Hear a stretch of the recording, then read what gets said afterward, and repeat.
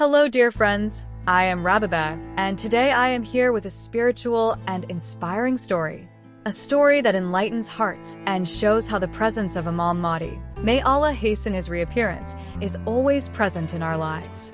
We have all heard about Imam Mahdi, may Allah hasten his reappearance, but do you know about the miracles and wonders attributed to him? Today, I will share with you a story that you might not have heard before, but it has had a profound impact on the lives of many. This story not only reminds us that Imam Mahdi, may Allah hasten his reappearance, is always watching over our actions, but also shows how his miraculous presence manifests in the lives of individuals. I hope these stories bring you peace and hope. Today's story is about someone who, in the depths of despair, turned to Imam Mahdi, may Allah hasten his reappearance, and witnessed a miracle that changed their life forever. This story shows that Imam Mahdi, may Allah hasten his reappearance, is always with us, even when we feel alone. If you enjoy listening to such spiritual stories, make sure to subscribe to the channel so we can continue this spiritual journey together. Also, if you have any stories or experiences about the miracles of Imam Mahdi, may Allah hasten his reappearance, I would be happy if you share them with us in the comments section. We were in the honorable presence of His Holiness Ayatollah Borujerdi, may God elevate his status, along with a group of scholars, when it was mentioned to him. A lady who has recently returned from the holy sites insists on visiting you to share some matters. After a brief pause, Ayatollah Borujerdi said, "If she insists, there is no issue, let her come." After a few moments, a dignified woman, fully covered in hijab, entered the presence of Ayatollah Borujerdi and began to speak. I, along with a group of believers, had gone to visit the holy shrines in Iraq. After visiting the shrine of Imam Hussein, peace be upon him, and other martyrs, I longed to visit the shrine of Hazrat Her. Since I didn't want to force anyone to accompany me, I decided to go there alone.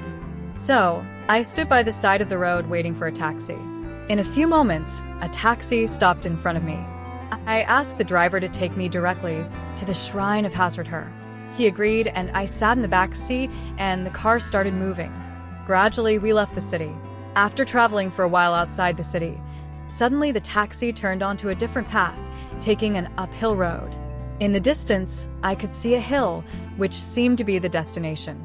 Although I had never visited the shrine of Hazrat Her, the quietness of the road and the deviation in the route made me feel that this couldn't be the way to the shrine. I hadn't thought earlier that renting a taxi alone, especially in a foreign country, could have negative consequences. I was terrified and didn't know whether I should speak. Besides, the driver was an Arab, and if I wanted to ask anything or say something, he wouldn't understand my language. I had no way to escape, so I resigned myself to fate and waited for the outcome. The driver continued on until we reached the top of a hill. He got out of the car and, through gestures, indicated that the car had broken down and that he was going to fetch someone from the bottom of the hill to fix it. He left, and I sat in the taxi, extremely anxious. I was so scared that I was trembling with fear. I didn't know what to do. I neither had the courage to get out of the taxi, nor could I stay inside. Even if I did get out, there was no way to escape. The driver descended the hill, and after about half an hour, I saw him returning with two Arab men. Seeing these three strangers approaching the taxi made me extremely distressed and fearful. My terror and anxiety multiplied, and I started crying profusely. Turning towards Karbala, I said, "Oh, Aba Abdullah, I am your pilgrim, and I am a stranger in this land. Save me from these strangers." With every moment, the distance between them and the taxi became smaller. From their appearance, it was clear they had no intention of fixing the car. Their wicked glances, loud laughter, and strange behavior only intensified my fear. My crying grew louder, and I knew no refuge other than to seek the help of Imam Hussein, peace be upon him. In that moment, when I felt helpless, a thought suddenly struck my heart. I should only seek refuge with my Lord, Imam Mahdi, peace be upon him, for he is the one who always comes to the aid of his Shia when they are in distress.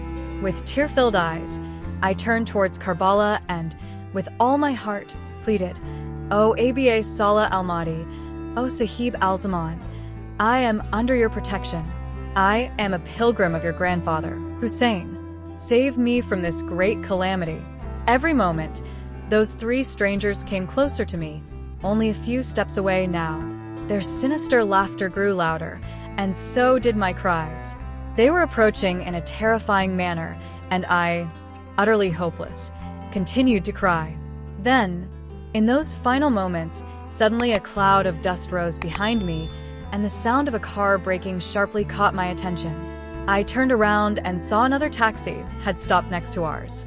A noble Sayyid, with great dignity, stepped out of the taxi and approached us. The three men were frozen in their tracks. The Sayyid walked forward, opened the taxi door, and in fluent Persian said to me, "Who told you to come alone to visit Hazrat and the holy shrines? Is this proper? Is your pilgrimage valid?" He then said, "Get out of this taxi and into the car I have brought for you." I stood there, stunned, with tear-filled eyes, looking at my angel of mercy, silently thanking him in my heart for saving me from this perilous situation. I quickly got out of the taxi. The Sayyid told the driver, "Get away from this road immediately." Then he turned toward the three men. They protested, asking why he had taken me out of their car, and suddenly, the sound of a quarrel erupted. Through the window, I could see the three men confronting the noble Sayyid, and moments later, all three were on the ground. The car sped away, and I could see nothing more. My heart felt at peace, and I was relieved. Only then did I fully realize the gravity of what had just happened. The car stopped beside the shrine of Imam Hussein, peace be upon him. I got out, and when I tried to pay the driver, he said, "That great man already paid the fare for both the journey there and back. As you were getting into the car, he instructed me to return to this spot quickly because we had a passenger to bring back to the shrine." The lady was recounting her story in tears, speaking slowly and deliberately, and everyone present, especially Ayatollah Borajerdi, may God elevate his status, was moved to tears. He then said, "Without a doubt, that noble and dignified Sayyid was none other than the honored Imam of our time, Hazrat Wali Asr, peace be upon him."